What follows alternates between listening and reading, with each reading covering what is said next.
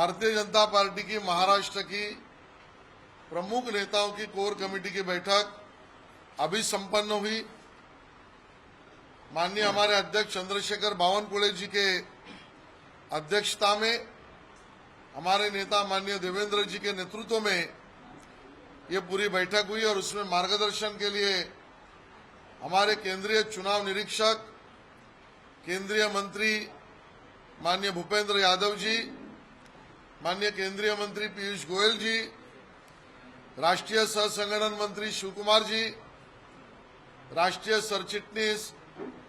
महामंत्री विनोद तावड़े जी और हम सबकी बैठक हुई।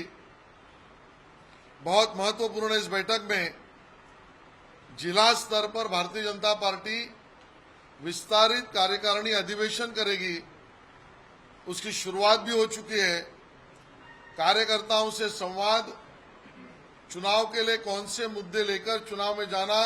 उस चुनावी मुद्दों के बारे में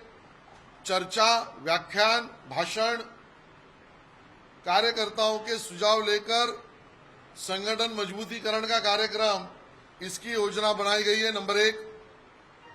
नंबर 2, जहां पर भारतीय जनता पार्टी के विधायक आज चुनकर आए हैं, वहां पर हर हमारा विधायक समस्त बूथ के कार्यकर्ताओं के साथ विधायक के निमंत्रण पर स्नेह भोजन का कार्यक्रम और कार्यकर्ताओं का सुनकर चुनावी जीतने की रणनीति अपने विधानसभा में तय करना, ये दूसरा कार्यक्रम शुरू हो चुका है, उसका नियोजन। और नंबर 3, हमारा जो मंडल यूनिट है वो 288 सीटों पर महायुति जीते या काम आगे बढ़े, इसके लिए मंडल स्तर पर छोटी बैठकों में बूथ के कार्यकर्ताओं से वार्तालाप और उनको प्रभावित करके चुनाव के लिए काम पर लगाना, ऐसे त्रिस्तरीय कार्यक्रमों का नियोजन, शुरुआत और रिपोर्ट उसका लिया गया। सबसे अहम बात तो अब ज्यादा समय न बिताकर महायुति के जो सीट्स, जो हमारे चुनावी हमारी सीटें हैं, वो चुनावी सीटों की चर्चा और सीटों के बंटवारे का विषय आगे बढ़ाना, ये तुरंत ही करना, ये हमने तय कर दिया है।